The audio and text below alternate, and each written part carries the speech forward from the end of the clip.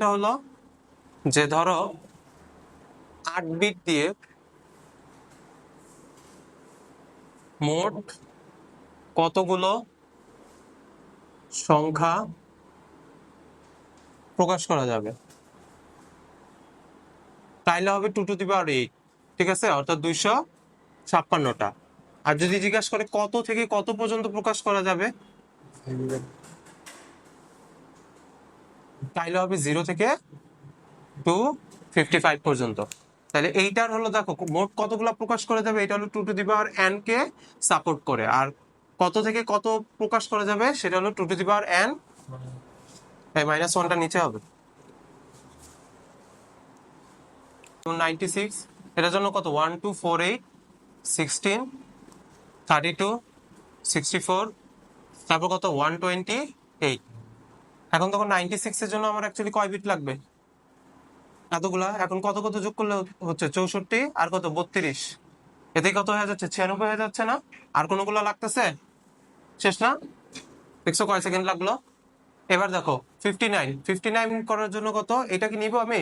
না, তাহলে কি 32 নিতে হবে। 32 আর 16 কত 48 আর দরকার কত 11 হওয়া, তাহলে 8 2 1, তাহলে এইটা এইটা এইটা এটা এটা। দেখো তো ঠিক আছে কিনা সাকিব, মিলছে তোমার সাথে? হ্যাঁ। এবার হলো কত, ইয়ারে দিছিলাম কত 38, তাই 38 এর জন্য কি এই পর্যন্ত আসা লাগবে? না, এর আগ পর্যন্ত। তাহলে খেয়াল করো, ও সরি, এই পর্যন্ত আসা লাগবে তো, তাই না? এই যে 32, হ্যাঁ, তাহলে 32 আর কত লাগবে একটা 6, তাহলে 4 আর 2, আর বাকি যেগুলো নেই সেগুলোর নিচে দেখো খালি 0 বসায় দিতেছে। তো আসতেছে 8 4 2 6 1 192, তাই না? আর লাগে কত 4, গুড। তাহলে 1 1 0 0 0 1 0 0, এই হলো কি ঘটনা, তাই না? এবার দেখো অক্টালের জন্য দেখো তো 0 1 2 3 4 5 6 7 8 কি হয় অক্টালে? না। তাহলে খেয়াল করে দেখো যে অক্টালের বেসিক চিহ্ন বা মৌলিক চিহ্ন হলো 0 থেকে 7 পর্যন্ত, তাই 8টা যেহেতু মৌলিক চিহ্ন তাহলে হলো অক্ট ইউজ করতেছে। তাহলে 7-এর পর কত 9 10 আছে, 8 9 10 10 আছে, তাই না বলো? কারণ 8 9 নেই, তারপর কত 10, এভাবে করে করে কত পর্যন্ত 17, তারপর 19 18 19 কি আছে না, তারপর আবার কত 20, এভাবে করে কত 27, যেতে যেতে যেতে খেয়াল করে দেখো 77 পর্যন্ত আসলাম। 77 অক্টালে দেখো তো 77 এর পরবর্তী সংখ্যা কত, এটা অনেক সময় এমসিকিউ তে দিয়ে দেয়, বলো তো পরবর্তী সংখ্যাটা কত হবে অক্টালে? গুড, 100। দেখো তো ওর অ্যান্সারটা কেন কারেক্ট হলো? 77 এর কি 78 হবে, 8 কি পসিবল 79, 80, 80 এর পুরো সিরিজ, 90 এর পুরো সিরিজ। ওই যে অক্টালে কি কি পসিবল 0 থেকে 7 পর্যন্ত বুঝো। যেমন দেখো 18 19 হলো না কেন, কারণ 8 আর 9 আছে, তাই না?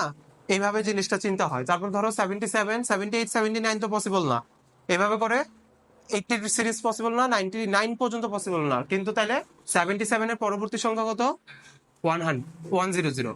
তাইলে খেয়াল করো যে 177 এর পরবর্তী সংখ্যা কত 200। বুঝছো নাকি বুঝো নাই? বুঝছো?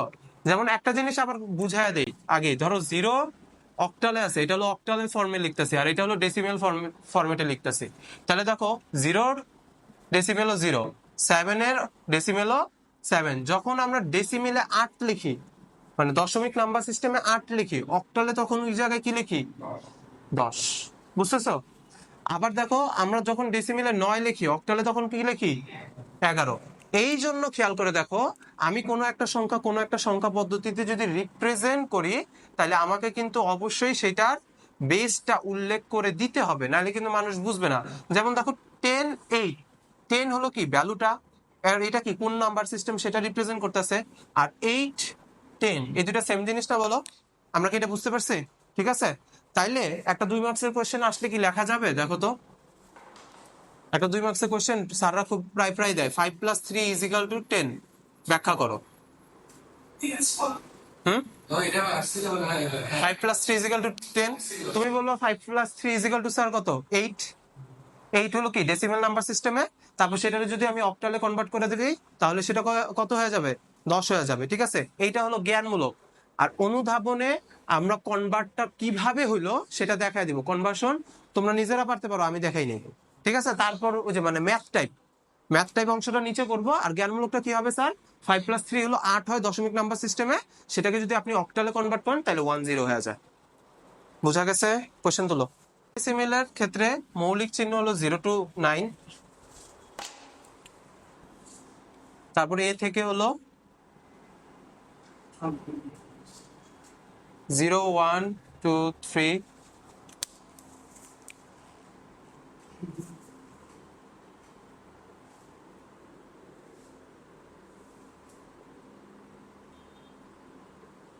ঠিক আছে।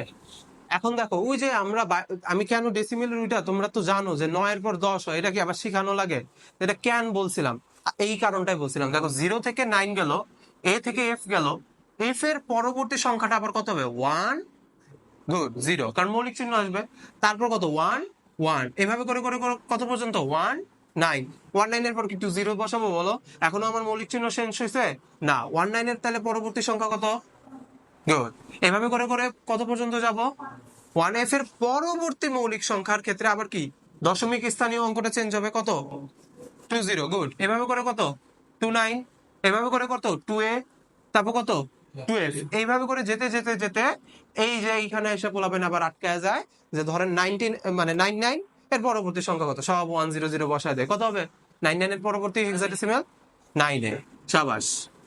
তাই বুঝছো? এটা মৌলিক চিহ্ন কি শেষ হয়েছে আমার? না। তার মানে 9f এর পর a0, কারণ কি মৌলিক চিহ্ন তো শেষ হয় না দশক স্থানীয় অঙ্কে, a0 না। এইভাবে করে করে কত?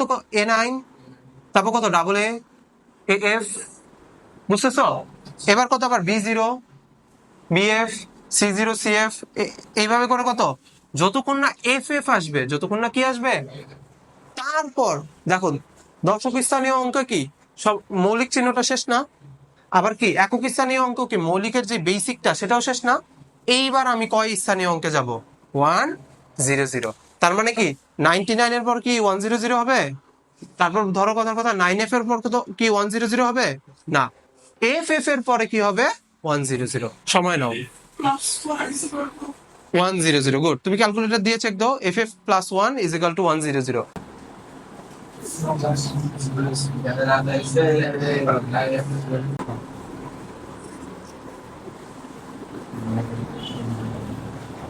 আচ্ছা 9 এর কোনো মান সাবজেক্ট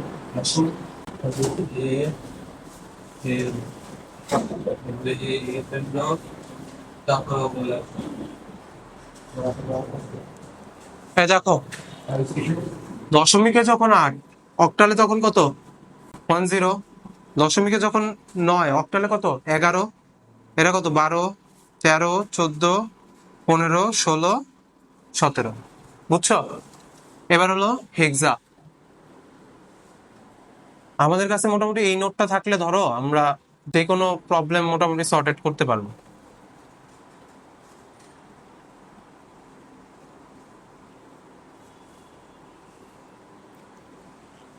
হেক্সাডেসিমালে 0 1 2 3 4 5 6 7 8 9, 9 এর পর কত? Good, ABCD। তার মানে আমরা বুঝলাম যে এর রিপ্লেস মানে 10 এর দশমিকে যদি 10 হয় আমরা সেই জায়গায় হেক্সাডেসিমালে কি ইউজ করি? এ। তারপর দশমিকে যদি 13 হয় সেই জায়গায় কি ইউজ করি? ডি। আচ্ছা, এবার দেখো তো এখানে মানে 15 পর্যন্ত রিপ্রেজেন্ট করার জন্য আমার কয় বিট দরকার? 1 2 4 8, তারপর কত? 16 ছিল না? তাহলে 15 পর্যন্ত রিপ্রেজেন্ট করার জন্য আমার কি 16 এর থেকে কম বিটগুলো প্রয়োজন না? তাহলে কয় বিট প্রয়োজন? 4 বিট। কয় বিট প্রয়োজন? 4 বিট। সেই জিনিসটা মনে রাখতে হবে। তাহলে দেখো আমি এখানে তাহলে এই পাশে বাইনারি লিখলাম, বাইনারি লিখে একটা তো টার্মেই ডাইরেক্ট মনে রাখা যায়, তাই না? 3 আর হলো 4। সেদিন যে দেখাছিলাম বলো তো কোন টার্মে মনে রাখা যায়? বা ধরো এই যে 1 2 4 8 লেখা নিলাম, এন্ড জিরোর জন্য কি কোনোটাই নেওয়া লাগবে? না, জিরোর জন্য কোনোটাই নেওয়া লাগতেছে না। তাহলে কি সব 0 1 এর জন্য শুধু কোনটা নিব? এটা নিব, আর বাকিগুলা নিব না। 2 এর জন্য খালি কি এটা নিব, বাকি কোনোটা না লাগতেছে। সাকিব বুঝতেছো? 3 এর জন্য কত 2 আর 1, এই দুইটা নেওয়া লাগতেছে। 4 এর জন্য কত এইটা, আর কাউকে নেওয়া লাগতেছে। এই যে লিখে নিছি আমি 1 2 4 8। 5 এর জন্য খেয়াল করো 4 1, 6 এর জন্য 4 2, 7 এর জন্য কি তিনটাই, 8 এর জন্য কত 1 0 0, 9 এর জন্য কত 8 আর 1, 10 এর জন্য কত 8 আর 2, 11 এর জন্য কত 8 2 1, গুড। 12 এর জন্য কত 8 4, 13 এর জন্য 8 4 1, 14 এর জন্য কত 8 4 2, তাই না 1 1 1 0, আর 15 এর জন্য তো সবাই ভদ্রলোক সবাই আসবে। এখানে তাহলে কি আসলো, আমি তাহলে এইভাবে মনে রাখতে পারি, যদি আমি ধরো 0 থেকে 15 পর্যন্ত বাইনারিতে বলতে চাই, তাহলে এইগুলো খুব ইজিলি মনে রাখা যায় 0 1 0 1 0 1, আর এটা কি 0 0 1 1 0 0 1 1, এটা কি 4টা 0 4টা 1 4টা 0, আর এখানে কি 8টা 0। ঠিক আছে না, এগুলো তো পারি আমরা। এখন যে 100% ভাবে এগুলো পারো, সে না তুললে আমাকে এই এমসিকিউটার অ্যান্সার বলো। এর পরবর্তী সংখ্যাটা কত হবে এই সিরিজে?